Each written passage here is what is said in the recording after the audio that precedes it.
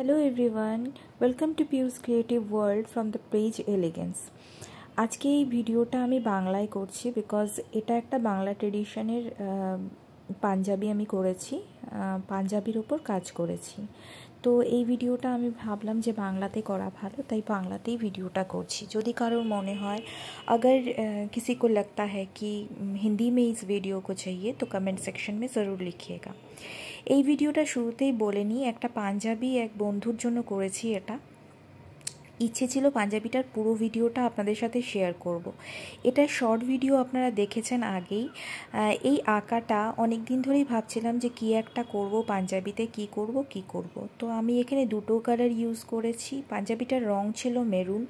তো প্রথমে ভেবেছিলাম যে এটা সাদা দিয়েই করব, কিন্তু তারপর ভাবলাম যে আমার কাছে সিলভার এবং গোল্ডেন কালার রয়েছে।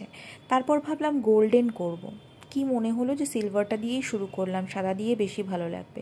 কিন্তু পরে অবশ্য দেখলাম যে শুধু গোল্ডেনটা দিয়ে করলে বেশি ভালো লাগতো। তো অবশ্যই মনে রাখবেন যে মেরুন কালারের উপর গোল্ডেন কাজ করলে বেশি ভালো লাগে। আমার পেজে এই ধরনের কাজ আরও রয়েছে, আপনারা চাইলে দেখতে পারেন। আমি হ্যান্ডক্রাফটের জিনিস করে থাকি। তো এইটা যদিও বন্ধুর জন্যে করা, কিন্তু আমি অর্ডার বেসিসে এই কাস্টমাইজ কাজগুলো করে থাকি। এটা ভীষণ সুন্দর একটা কাজ।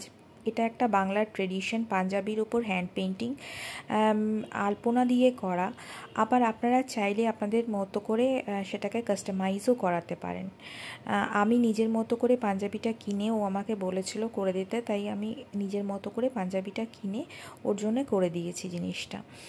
আপনাদের আঁকাটা কেমন লেগেছে সেটা অবশ্যই কমেন্ট সেকশনে জানাবেন, এবং ভালো লাগলে অবশ্যই চ্যানেলটাকে সাবস্ক্রাইব করতে ভুলবেন না।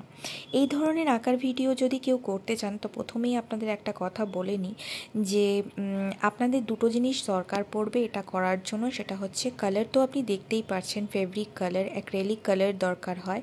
সঙ্গে লাগবে মিডিয়াম। সবারই একটা প্রশ্ন থাকে যে এই রঙটা করার পরে উঠে যাবে না তো? একদমই নয়। এই রঙগুলো আমি যেভাবে করি বা যেই প্রসেসে করা হয়, এই ফেব্রিক করার পর যারা ফেব্রিক করেন তারা জানেন যে এই ফেব্রিকটা করার পর অবশ্যই পেছন দিক দিয়ে আপনারা শুকিয়ে নিয়ে ভালো করে পেছন দিক দিয়ে আপনারা ইস্তারি বা আয়রন করে নেবেন, আদারওয়াইজ কিন্তু রঙটা টিকবে না। আর মিডিয়াম মেশানোর পর এই রঙগুলো একদম পাকা হয়ে যায়। মিডিয়াম দু রকমের হয়, একটা নাম্বার 1, একটা নাম্বার 2। এবার আপনার কাপড় এবং রঙের অনুপাতে আপনি মিডিয়ামটা মেশাবেন। এখানে দেখুন আমি পুরোটা দুপাশে কাজ করেছি, আপনি চাইলে আরও বেশি কাজ করতে পারেন। এই আঁকাগুলো আপনারা যখন নতুন করবেন বা প্রথম করবেন, আপনারা আমিও দেখেছেন হয়তো হোয়াইট দিয়ে আগে এঁকে নিয়েছি। আপনারা ডিরেক্ট চাইলে কারো যদি হাত পাকা থাকে সে তুলি দিয়ে ডাইরেক্টও করতে পারে। যেরকম লাস্টের দিকে দেখুন আমার আঁকা কিন্তু নেই, আমি কিন্তু ডিরেক্ট তুলি দিয়ে করেছি। জাস্ট একটা আইডিয়া করার জন্য প্রথম বেস আঁকাটা আমি এঁকে নিয়েছি। আমার ভীষণ ভালো লাগে এই ধরনের পাঞ্জাবি করতে। আপনারা কমেন্ট সেকশনে জানাবেন আপনাদের এই ধরনের পাঞ্জাবি, হাতে আঁকা পাঞ্জাবি কতটা পছন্দ।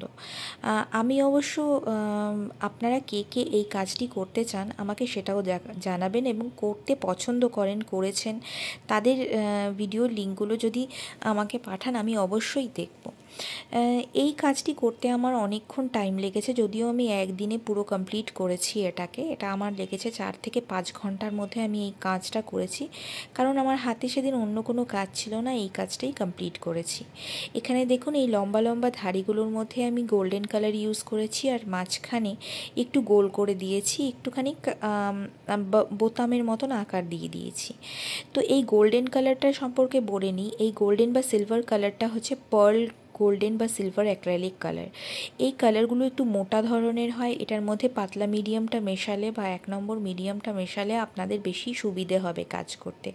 যদিও আমার তুলিগুলো বেশ ঝামেলা করছিল, আমি 2-3টে তুলি দিয়ে কাজ করেছি। আপনারা চেষ্টা করবেন একটা তুলি দিয়ে বা দুটো তুলি দিয়ে দুটো রং করলে দুটো আলাদা আলাদা তুলি দিয়ে করতে। ম্যাক্সিমাম টাইমই আপনারা 0 বা 000 বা 00 দিয়ে কাজ করবেন, তাতে আপনাদের কাজ করতে সুবিধে হবে। এখানে আমি যদিও 0/4 দিয়ে কাজ করেছি, সেটা অনেকটাই পাতলা তুলি হয়। সেই তুলিটা আপনারা যে নাও পেতে পারেন, যে কোনো পেপার বা যেখানে এইসব জিনিস পাওয়া যায় সেই সব দোকানে গেলে পরেই আপনার 00 বা যে কোনো 0 তুলি পেয়ে যাবেন। দেখুন তো পাঞ্জাবিটা কেমন হয়েছে, কমেন্টে লিখতে ভুলবেন।